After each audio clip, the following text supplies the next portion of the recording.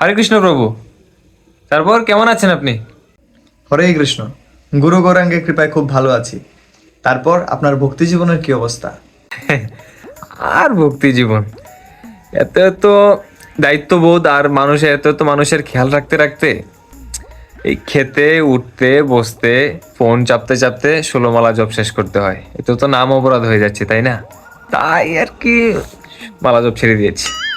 এখন আর মন্দিরেও যাই না। আগে নিয়ম করে মন্দিরে যেতাম, জুতো চুরি হয়ে যেত। তারপর বুদ্ধি করে জুতো লুকিয়ে রাখতাম।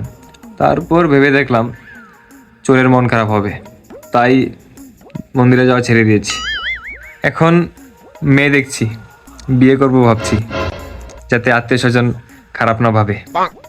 প্রভুজি বলেছিলেন যদি ভালো ভক্তি করি আর যদি ইচ্ছে থাকে তাহলে ব্রহ্মচারী হয়ে যেতে, কিন্তু আমার তো ইচ্ছা ছিল না। সেই জন্যে ভক্তি আর প্রভুজি দুজনকে ছেড়ে দিয়েছি, যাতে প্রভুর কথা না শোনার কারণে ভগবান বৈষ্ণব অপরাধ না ধরে। তো এইভাবেই চলছে আর কি আমার জীবন। কি আর বলবো, চলে যাচ্ছে এইভাবে। ও আচ্ছা, এই ব্যাপার। এই আপনাদের মতো কিছু লোকদের জন্যই কিন্তু ভগবান জমালয় বানিয়েছে, আর সেখানে যমকে দায়িত্ব দিয়েছে আপনাদের মতো লোককে ধরে আনার জন্য। তারপর আর কি, বেশি কিছু না।